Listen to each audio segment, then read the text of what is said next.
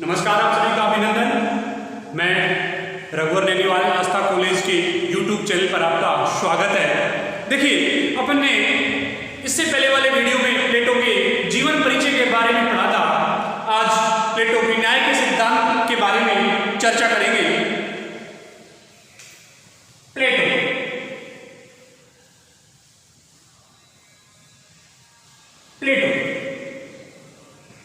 प्लेटो का जो जीवन काल है 428 ईसा पूर्व से 347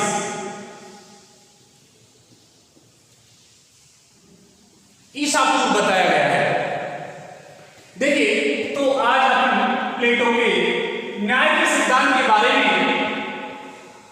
विस्तार से चर्चा करेंगे। प्लेटो के द्वारा न्याय का सिद्धांत दिया गया।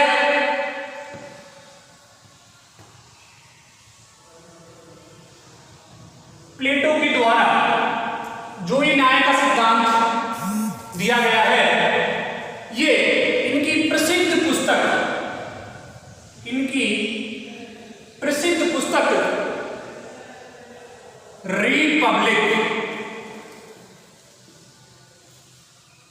रिपब्लिक में न्याय का सिद्धांत के बारे में बताया गया है। देखिए, न्याय के सिद्धांत के लिए 3 बातों का होना आवश्यक है। पहला, दार्शनिक शासक। क्या? दार्शनिक शासक। अर्थात प्लेटो ये कहता है कि मेरा जो न्याय का सिद्धांत है वो 3 बातों पर आधारित है। दार्शनिक शासक जो राज्य के शीर्ष पर बैठा हुआ है, दार्शनिक शासक, इसके लिए 2 आधार और बताता है वो। एक है शिक्षा, दूसरा है साम्यवाद। एक शिक्षा, दूसरा साम्यवाद। प्लेटो का न्याय का सिद्धांत रिपब्लिक, इसके लिए 3 बातों का होना आवश्यक है। पहला, दार्शनिक शासक, उसके लिए दार्शनिक शासन के लिए शिक्षा होनी जरूरी है, और साम्यवाद। देखिए, प्लेटो ये कहता है कि मेरा जो न्याय का सिद्धांत है वह तभी प्रासंगिक है जब उसमें 3 बातें होनी चाहिए। अर्थात दार्शनिक शासक का होना आवश्यक है, जो राज्य के शीर्ष पर बैठा हुआ है, जो रिपब्लिकन का दोहरा शीर्षक माना गया है। अब दार्शनिक शासक से न्याय की स्थापना करना चाहते हो, लेकिन अकेले दार्शनिक शासक से न्याय की स्थापना नहीं हो सकती। इसीलिए वो शिक्षा और साम्यवाद की भी बात करता है, क्योंकि एक अकेला दार्शनिक शासक लोगों को न्यायशील नहीं बना सकेगा। इसलिए उसको संतुलन में बनाए रखने के लिए शिक्षा और साम्यवाद की आवश्यकता बतलाता है। अब देखिए, जो शिक्षा है वो किस पर बल देगी? वो सद्गुण पर बल देगी। किस पर बल देगी? सद्गुण पर बल देगी। और आपका जो साम्यवाद है वो इसमें संतुलन पैदा करेगा। क्या करेगा? इसमें संतुलन बनाने के लिए वो साम्यवाद की बात करता है। रिपब्लिकन में न्याय का सिद्धांत देता है, दार्शनिक शासक की चर्चा करता है, उसके लिए शिक्षा का होना आवश्यक है, उसके लिए साम्यवाद, शिक्षा के लिए सद्गुण और साम्यवाद के लिए संतुलन। अब देखिए, अब प्लेटो के द्वारा जो न्याय का सिद्धांत दिया गया है, उससे पहले अपन डेप्थ में चलेंगे। अर्थात सोफिस्टों के द्वारा भी न्याय का सिद्धांत दिया गया है, उसका प्लेटो क्या करता है? उसका खंडन कर देता है। अर्थात प्लेटो से पहले सोफिस्टों के द्वारा न्याय का सिद्धांत दिया गया है। अब इनमें 2 प्रमुख विचारक हैं। सोफिस्टों में 2 प्रमुख विचारक हैं। एक तो है आपका सिफालस,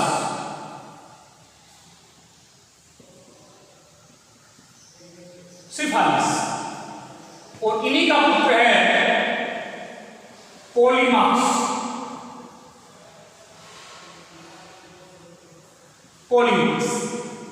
सोफिस्ट विचारक है, क्योंकि प्लेटो से पूर्व न्याय का सिद्धांत देते हैं, बाद में प्लेटो की आलोचना कर देता है। एक है सिफालस, उनका पुत्र है पोलीमार्स। अब देखिए, सिफालस क्या कहता है? सिफालस 2 बातों पर बल देता है। ये कहता है कि सत्य बोलना, सत्य बोलना, सत्य बोलना एवं दूसरों का ऋण चुका देना ही न्याय है। सत्य बोलना और दूसरों का ऋण चुका देना ही न्याय है। अब प्लेटो इसकी आलोचना करता है आगे चलकर। प्लेटो कहता है कि सत्य बोलना कदापि न्याय नहीं होता। देखिए ये कहता है कि इसका उदाहरण देता है, प्लेटो बहुत अच्छा उदाहरण देता है और ये कहता है कि कई बार सत्य भी आदमी को संकट में डाल सकता है। ये कहता है कि कई बार किसी एक देश के नागरिक को शत्रु देश के नागरिक पकड़ लेते हैं और उसे पूछते हैं कि बोल तेरे ठिकाने कहाँ है, तो क्या उसको सही बोलना चाहिए? बिल्कुल नहीं बोलना चाहिए। प्लेटो कह रहा है कि यह देश की संप्रभुता एकता अखंडता का सवाल है, इसलिए सत्य बोलना भी कई बार राज्य के लिए बड़ा खतरनाक साबित हो सकता है, इसलिए इसका मैं समर्थन नहीं करता। अर्थात सोफिस्टों के द्वारा जो न्याय का सिद्धांत दिया गया है उसका मैं खंडन करता हूं। अब दूसरी बात ये कहता है कि दूसरे को चुका देना ही न्याय है। अब इसका प्लेटो बहुत अच्छी तरीके से खंडन करता है और कहता है कि दूसरों को चुका देना ही न्याय है, ये सिफारिश कहता है। अब प्लेटो कहता है कि मान लो किसी व्यक्ति ने एक दूसरे व्यक्ति को हथियार दिए, ठीक है, उसके बाद में हथियार देने वाला व्यक्ति पागल हो जाता है। अब पागल व्यक्ति हथियार मांगेगा तो क्या उसको दे देना चाहिए? बिल्कुल नहीं देना चाहिए। अर्थात क्योंकि पागल व्यक्ति किसी दूसरे की जान भी ले सकता है, इसीलिए ये न्याय भी नहीं हो सकता, ये न्याय भी नहीं है, इसलिए मैं इसका खंडन करता हूं। अर्थात प्लेटो क्या कहता है कि सत्य बोलना और दूसरों का ऋण चुका देना ही क्या है? न्याय। उसको मैं नहीं मानता। ठीक है, दो उदाहरण देता है।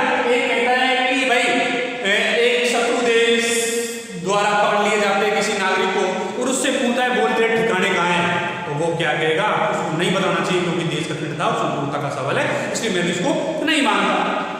दूसरों का ऋण चुका देना है क्योंकि कोई व्यक्ति हथियार दे दे और वह हथियार देने वाला क्या हो जाए? पागल हो जाए, बाद में हथियार मांगे, देना चाहिए? नहीं देना चाहिए, इसलिए मैं इसका क्या करता हूं? इसका खंडन करता हूं। अब इसी का पुत्र पॉलीमार्क्स क्या कहता है? देखिए पॉलीमार्क्स कहता है कि शत्रु के प्रति शत्रुता और मित्र के प्रति मित्रता ही क्या है? न्याय। ये कहता है कि शत्रु के प्रति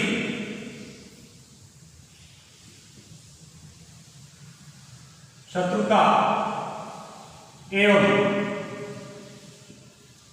मित्र के प्रति मित्रता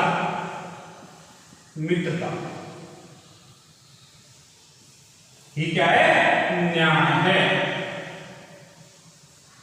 न्याय। देखिए अब इसका खंडन प्लेटो बड़े अच्छे तरीके से करता है।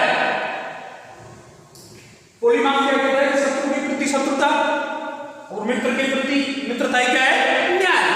लेकिन प्लेटो इसका भी क्या कर देता है? इसका भी खंडन कर देता है और बड़े अच्छे शब्दों में खंडन करता है और ये कहता है कि कई बार मित्र भी मित्र जैसा व्यवहार नहीं करते हैं और शत्रु भी कई बार मित्र बन जाते हैं और मित्र कई बार शत्रु बन जाते हैं, इसलिए ये प्रासंगिक नहीं है। मैं इसका क्या करता हूं? खंडन करता हूं। अब देखिए सोफिस्टों के द्वारा ये न्याय के सिद्धांत दिए गए, इनका प्लेटो क्या करता है? खंडन करता है। ये परंपरागत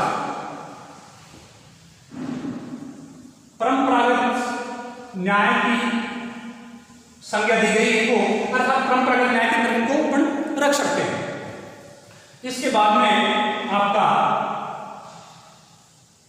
अगला है ट्रेडिशनल थ्योरी अर्थात परंपरागत, उसके बाद में अपना रेडिकल थ्योरी। रेडिकल थ्योरी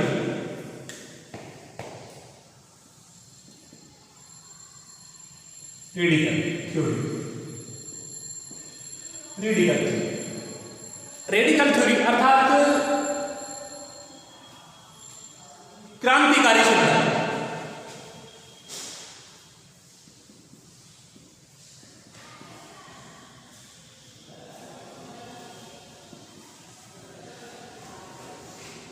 क्रांतिकारी सिद्धांत। ये किसके द्वारा दिया गया? ये दिया गया आपका थ्रेसी मेकस। थ्रेसी मेकस के द्वारा ये दिया गया है। थ्रेसी मेकस क्या कहता है कि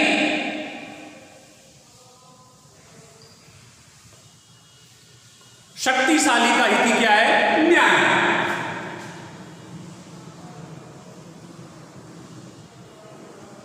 शक्तिशाली का हित ही न्याय है।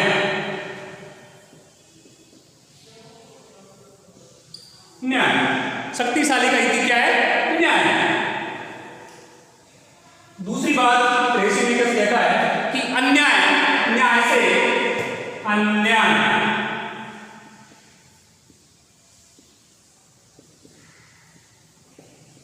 न्याय से श्रेयकर है। श्रेयकर है अर्थात न्याय, अन्याय न्याय से क्या है? श्रेष्ठ है या श्रेयकर है, एक ही बात, श्रेष्ठ। अब इसकी भी प्लेटो आलोचना करता है। प्लेटो कहता है कि शक्तिशाली का हित न्याय नहीं हो सकता। प्लेटो बड़े ही सुंदर शब्दों में इसकी व्याख्या करता है और प्लेटो कहता है कि शक्तिशाली का हित न्याय नहीं हो सकता। जिस प्रकार शिक्षा एक कला है, जिस प्रकार शिक्षा भी कला है, उसी प्रकार शासन करना भी क्या है? एक कला है। उस प्रकार शासन भी क्या है? कला है। इसलिए शक्तिशाली का हित न्याय नहीं है। अभी कहता है कि देखिए शिक्षा की बात ही, शासन भी क्या है? एक कला है। तो कहता है कि शक्तिशाली का हित न्याय नहीं हो सकता, अपितु ये जन कल्याण के लिए न्यायशील है। अर्थात कभी शक्तिशाली का हित न्याय नहीं हो सकता। अर्थात न्याय का जो उद्देश्य है वो जन कल्याण के कार्यों की पूर्ति करना है, अर्थात लोगों को इसको ज्यादा से ज्यादा प्राप्त करना है, अर्थात लोगों के हितों पर ज्यादा से ज्यादा बल देना है। मेरे न्याय का उद्देश्य यही है। कभी शासक वर्ग के उद्देश्य की पूर्ति नहीं करता है मेरा न्याय, अपितु मेरा न्याय तो क्या करता है कि जन कल्याण के कार्य को पूर्ति करता है। मेरे न्याय का सिद्धांत अन्याय न्याय से श्रेष्ठ है। इसकी प्लेटो बड़े ही सुंदर शब्दों में व्याख्या करता है। प्लेटो कहता है कि देखिए थोड़े समय के लिए अन्याय न्याय से श्रेष्ठ हो सकता है, लेकिन बाद में न्याय की ही विजय होती है। थोड़े समय के लिए न्याय श्रेष्ठ हो सकता है, बाद में क्या होगा? न्याय ही श्रेष्ठ होगा। इस प्रकार प्लेटो रेडिकल थ्योरी, क्रांतिकारी सिद्धांत अर्थात थ्रेसी मेकस के द्वारा जो सिद्धांत दिया गया है उसकी क्या कर देता है? उसकी आलोचना कर देता है, अपने ही शब्दों में उसकी आलोचना करता है। उसके बाद में अगला जो न्याय का सिद्धांत है वो है प्रैग्मेटिव।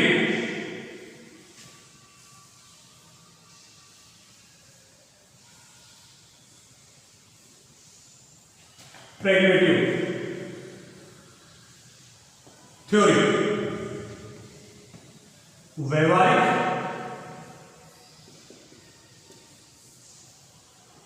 क्रांतिकारी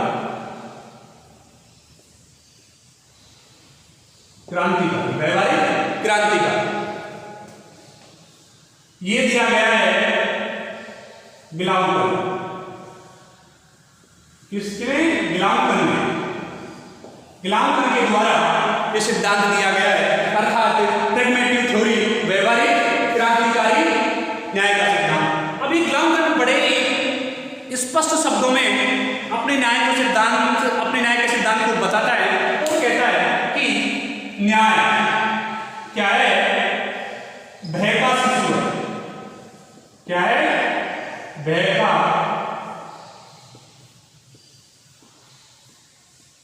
शिशु है। क्या है? भय का शिशु है। और दूसरी बात बताता है कि कमजोरों की आवश्यकता है। किसकी आवश्यकता है? कमजोरों की आवश्यकता है।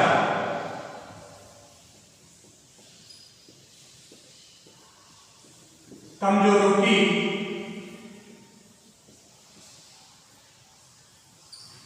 की आवश्यकता है। व्यवहारिक क्रांतिकारी गिलामकर ये क्या कहता है कि भय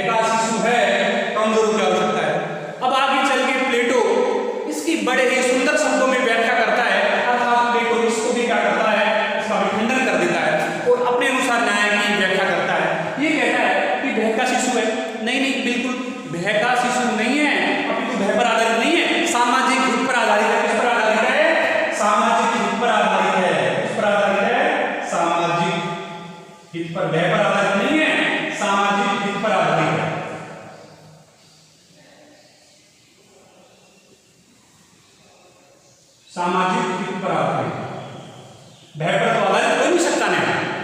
ये कहता है कि कमजोरों की आवश्यकता है ग्लामर। अब प्लेटो कहता है कि कमजोरों की आवश्यकता नहीं है, अपितु सबलों की आवश्यकता है। अपितु क्या है? न्याय।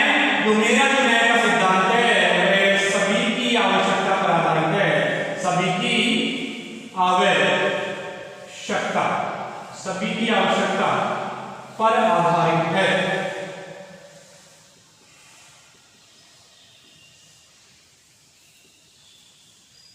सभी की आवश्यकता पर आधारित है।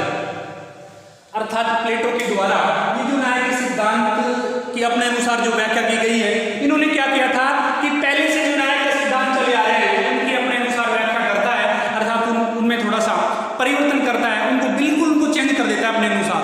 तो प्लेटो ने न्याय का सिद्धांत दिया, उसकी आलोचना अपने अनुसार की, अर्थात जो प्लेटो से पूर्व के जो विद्वान हैं उनके द्वारा न्याय का सिद्धांत दिए गए, उनको प्लेटो पूर्ण तरीके से मानता नहीं है और अपने अनुसार न्याय का सिद्धांत देता है। तो अब हम क्या करेंगे, प्लेटो के जो न्याय का सिद्धांत है उसके बारे में विस्तार से चर्चा करेंगे। इससे पहले अपन ने ये न्याय का सिद्धांत जो पहले परंपरागत न्याय का सिद्धांत जो सिफारिश ऑफ पॉलीमार्क्स का दिया गया है उसमें संशोधन करता है। उसके बाद में क्रांतिकारी सिद्धांत जो थ्रेसिमेकस के द्वारा दिया गया है उसमें परिवर्तन करता है अपने अनुसार। उसके बाद में प्रैग्मैटिक थ्योरी अर्थात व्यवहारिक क्रांतिकारी सिद्धांत दिया गया है उसमें परिवर्तन करता है। अब देखिए इनको तो प्लेटो पूर्ण तरीके से क्या करता है, इनको नहीं मानता है, अर्थात इनको क्या करता है, इनको बिल्कुल नहीं मानता है और अपने अनुसार न्याय बताता है। अब उसके अपन विस्तार से आगे चर्चा करेंगे। देखिए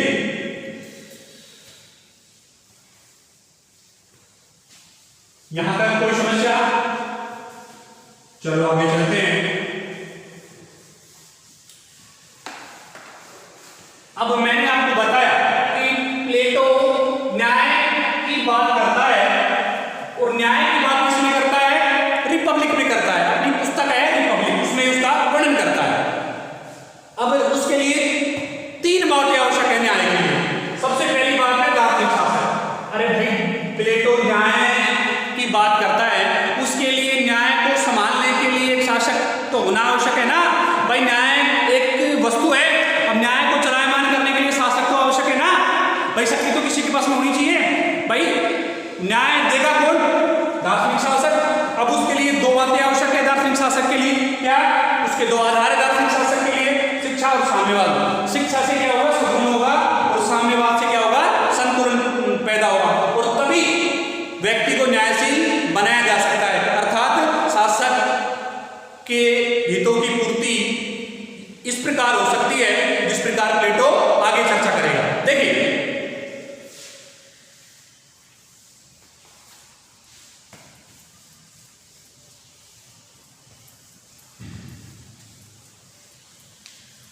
नमस्कार, आप सभी का अभिनंदन। मैं रघुवर नैनीवाल आस्था कॉलेज के YouTube चैनल पर आपका स्वागत है। देखिए अपन ने इससे पहले वाले वीडियो में प्लेटो के जीवन परिचय के बारे में पढ़ा था। आज प्लेटो के न्याय के सिद्धांत के बारे में चर्चा करेंगे। प्लेटो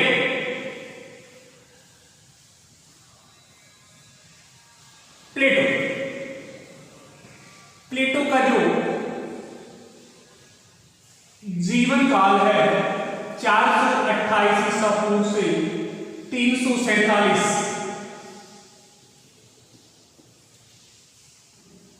ईसा पूर्व बताया गया है। देखिए तो आज अपन प्लेटो के न्याय के सिद्धांत के बारे में विस्तार से चर्चा करेंगे। प्लेटो के द्वारा न्याय का सिद्धांत दिया गया।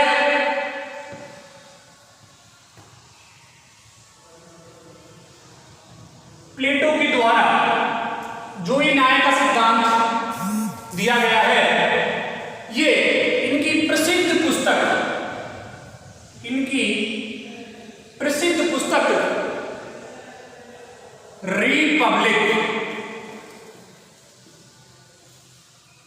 रिपब्लिक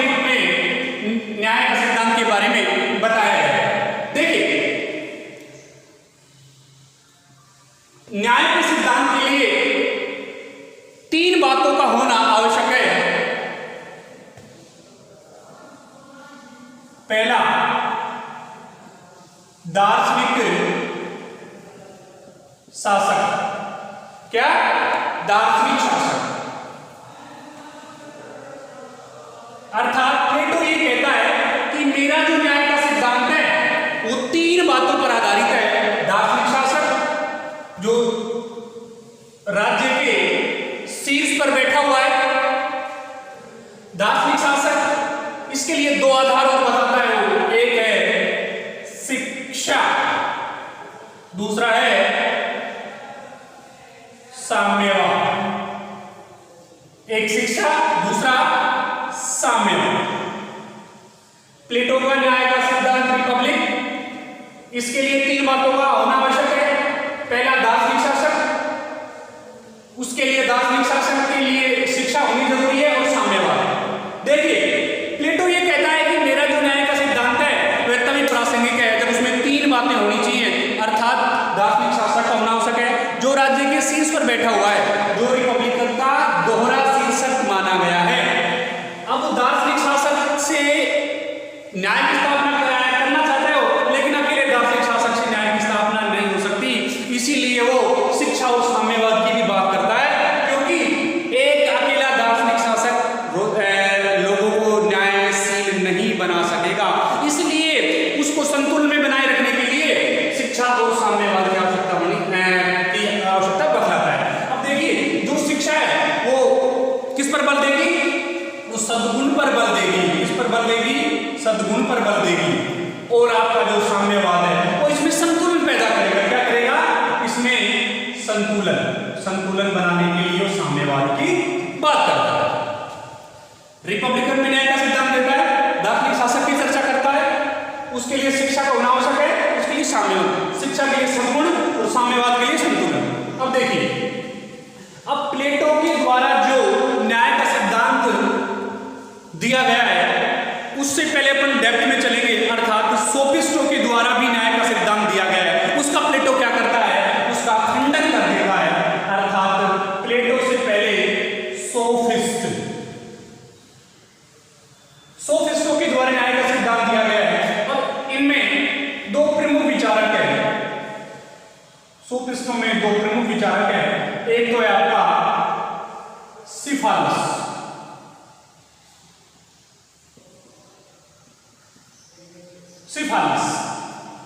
और इन्हीं का पुत्र है पोलीमार्क्स।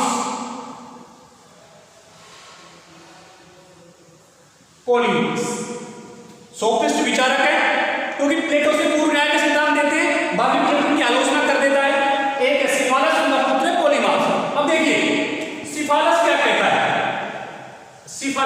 है? सिफालस 2 बातों पर बल देता है। ये कहता है कि सत्य बोलना,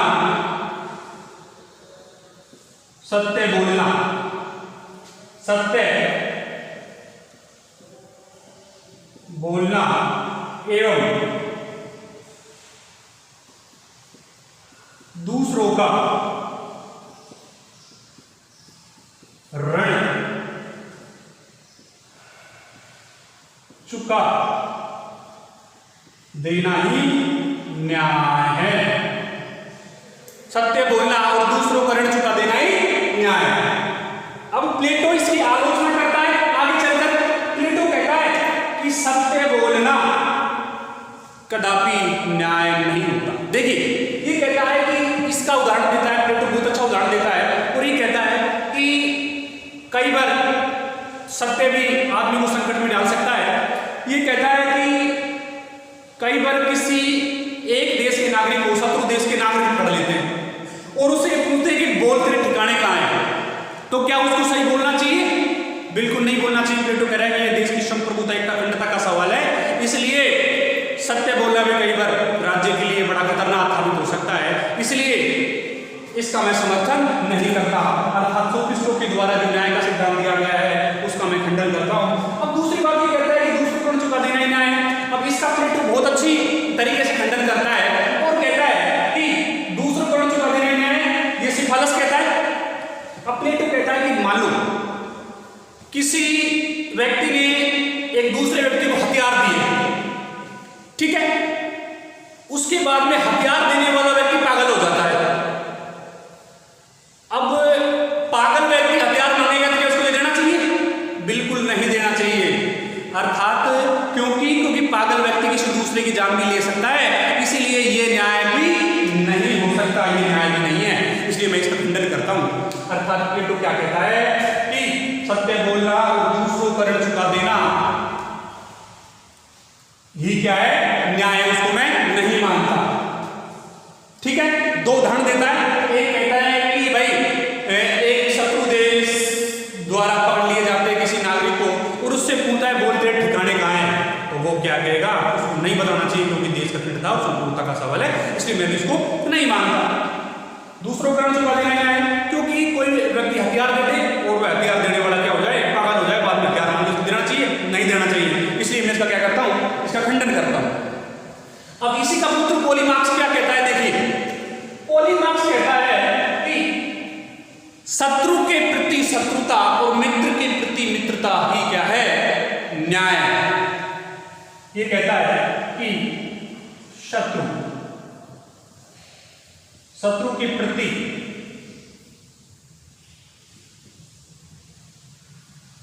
शत्रुता एवं मित्र के प्रति मित्रता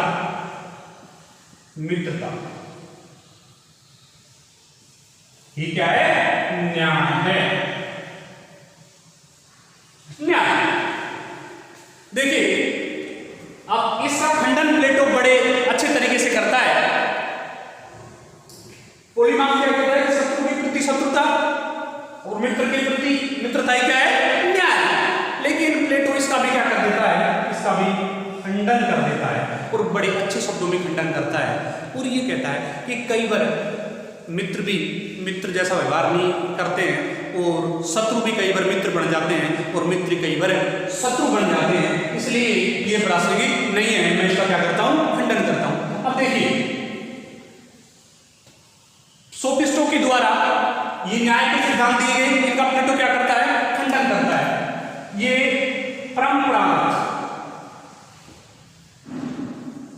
परंपरागत न्याय की संज्ञा दी गई इनको, अर्थात परंपरागत न्याय के अंदर इनको अपन रख सकते हैं। इसके बाद में आपका अगला है ट्रेडिशनल थ्योरी अर्थात परंपरागत, उसके बाद में अपना रेडिकल थ्योरी।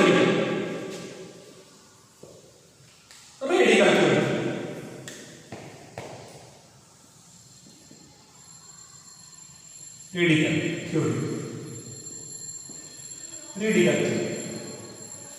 थ्योरी अर्थात क्रांतिकारी सिद्धांत।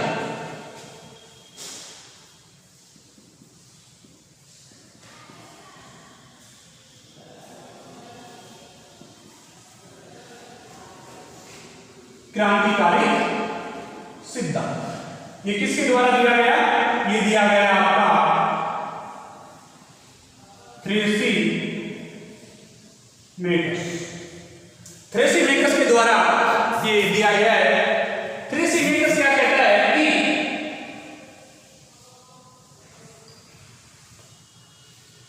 शक्तिशाली का हित क्या है? न्याय।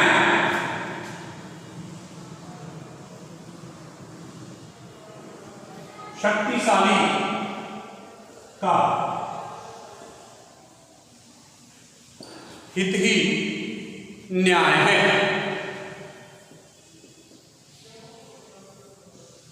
न्याय, शक्तिशाली का हित क्या है? न्याय। दूसरी बात थ्रेसी मेकर्स कहता है कि अन्याय न्याय से अन्याय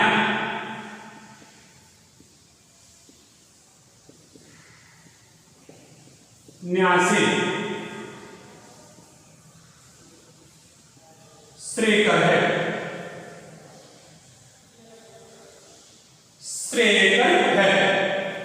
अर्थात न्याय अन्याय न्याय से क्या है? श्रेष्ठ है या श्रेयकर है, एक ही बात, श्रेष्ठ। अब इसकी भी प्लेटो आलोचना करता है। प्लेटो कहता है कि शक्तिशाली का हित न्याय नहीं हो सकता। प्लेटो बड़े ही सुंदर शब्दों में इसकी व्याख्या करता है और प्लेटो कहता है कि शक्तिशाली का हित न्याय नहीं हो सकता। जिस प्रकार शिक्षा एक कला है, जिस प्रकार शिक्षा भी कला है, उसी प्रकार शासन करना भी क्या है, एक कला है। उस प्रकार शासन भी क्या है, कला है। इसलिए शक्तिशाली का हित न्याय नहीं है। अभी कहता है कि देखिए शिक्षा की बात ही शासन भी क्या है, एक कला है। वो कहता है कि शक्तिशाली का हित न्याय नहीं हो सकता, अपितु ये जन कल्याण के लिए न्यायशील है, अर्थात कभी शक्तिशाली का हित न्याय नहीं हो सकता। अर्थात न्याय का जो उद्देश्य है वो जन कल्याण के कार्यों की पूर्ति करना है, अर्थात लोगों को इसको ज्यादा से ज्यादा प्राप्त करना है, अर्थात लोगों के हितों पर ज्यादा से ज्यादा बल देना है। मेरे न्याय का उद्देश्य यही है। कभी शासक वर्ग के उद्देश्य की पूर्ति नहीं करता है मेरा न्याय, अपितु मेरा न्याय तो क्या करता है कि जन कल्याण के कार्य को पूर्ति करता है। मेरे न्याय का सिद्धांत अन्याय न्याय से श्रेष्ठ है। इसकी प्लेटो बड़े ही सुंदर शब्दों में व्याख्या करता है। वो प्लेटो कहता है कि देखिए थोड़े समय के लिए अन्याय न्याय से श्रेष्ठ हो सकता है, लेकिन बाद में न्याय की ही विजय होती है। थोड़े समय के लिए न्याय श्रेष्ठ हो सकता है, बाद में क्या होगा, न्याय ही श्रेष्ठ होगा। इस प्रकार प्लेटो रेडिकल थ्योरी, क्रांतिकारी सिद्धांत अर्थात थ्रेसिमिकस के द्वारा जो सिद्धांत दिया गया है उसकी क्या कर देता है, उसकी आलोचना कर देता है, अपने ही शब्दों में उसकी आलोचना करता है। उसके बाद में अगला जो न्याय का सिद्धांत है वो है प्रैग्मेटिक।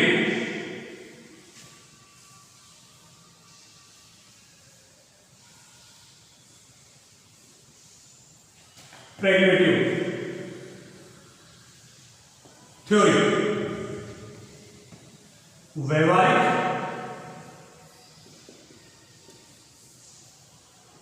क्रांतिकारी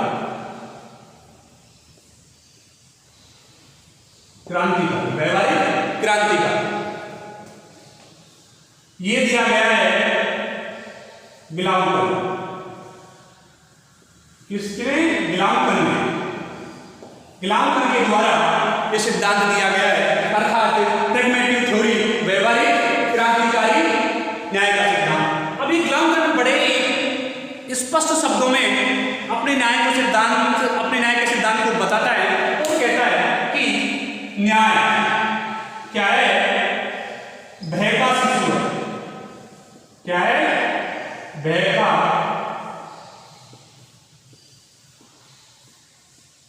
शिशु है। क्या है, भय का शिशु है। और दूसरी बात बताता है कि कमजोरों की आवश्यकता है। किसकी आवश्यकता है, कमजोरों की आवश्यकता है।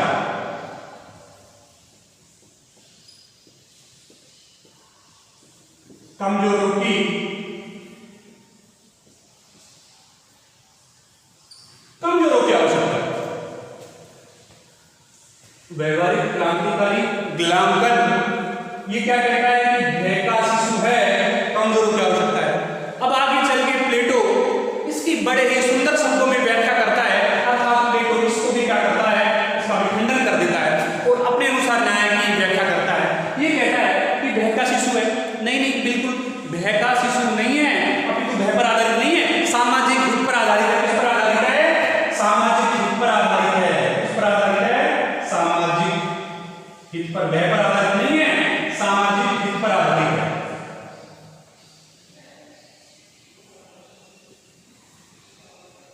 सामाजिक हित पर आधारित, भय पर तो आधारित हो नहीं सकता नहीं। ये कहता है कि कमजोरों की आवश्यकता है गिलाउकर। अब प्लेटो कहता है कि कमजोरों की आवश्यकता नहीं है, अपितु सब लोग की आवश्यकता है। अपितु क्या है, न्याय जो मेरा जो न्याय का सिद्धांत है सभी की आवश्यकता पर आधारित है। सभी की आवश्यकता, सभी की आवश्यकता पर आधारित है।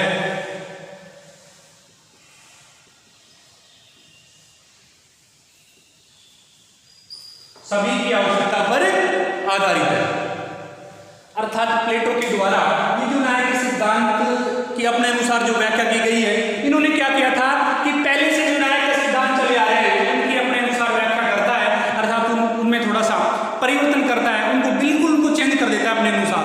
तो प्लेटो ने न्याय का सिद्धांत दिया उसकी आलोचना अपने अनुसार की, अर्थात जो प्लेटो से पूर्व के जो विद्वान हैं उनके द्वारा न्याय के सिद्धांत दिए गए, उनको प्लेटो पूर्ण तरीके से मानता नहीं है और अपने अनुसार न्याय का सिद्धांत देता है। तो अब हम क्या करेंगे, प्लेटो के जो न्याय का सिद्धांत है उसके बारे में विस्तार से चर्चा करेंगे। इससे पहले अपन ने ये न्याय का सिद्धांत जो पहले परंपरागत न्याय का सिद्धांत जो सिफारिश ऑफ पॉलीमार्क्स का दिया गया है उसमें संशोधन करता है। उसके बाद में क्रांतिकारी सिद्धांत जो थ्रेसिमेकस के द्वारा दिया गया है उसमें परिवर्तन करता है अपने अनुसार। उसके बाद में प्रैग्मैटिक थ्योरी अर्थात व्यवहारिक क्रांतिकारी सिद्धांत दिया गया है उसमें परिवर्तन करता है। अब देखिए इनको तो प्लेटो पूर्ण तरीके से क्या करता है, इनको नहीं मानता है, अर्थात इनको क्या करता है, इनको बिल्कुल नहीं मानता है और अपने अनुसार न्याय बताता है। अब उसके अपन विस्तार से आगे चर्चा करेंगे। देखिए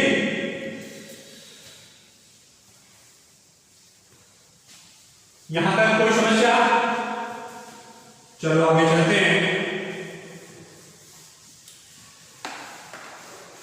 अब मैंने आपको बताया कि प्लेटो न्याय की बात करता है और न्याय की बात किसमें करता है, रिपब्लिक में करता है। अपनी पुस्तक है रिपब्लिक, उसमें उसका वर्णन करता है। अब उसके लिए तीन बातें आवश्यक है न्याय के लिए। सबसे पहली बात है दार्शनिक शासन। अरे भाई प्लेटो न्याय की बात करता है, उसके लिए न्याय को संभालने के लिए एक शासक तो होना आवश्यक है ना भाई। न्याय एक वस्तु है, अब न्याय को चलायमान करने के लिए शासक तो आवश्यक है ना भाई। शक्ति तो किसी के पास में होनी चाहिए भाई। न्याय देगा कौन, दार्शनिक शासक। अब उसके लिए दो बातें आवश्यक है दार्शनिक शासक के लिए। क्या, उसके दो आधार है दार्शनिक शासक के लिए, शिक्षा और साम्यवाद। शिक्षा से क्या होगा, सगुण होगा, और साम्यवाद से क्या होगा, संतुलन पैदा होगा और तभी व्यक्ति को न्यायशील बनाया जा सकता है। अर्थात शासक के हितों की पूर्ति इस प्रकार हो सकती है जिस प्रकार प्लेटो आगे चर्चा करेगा। देखिए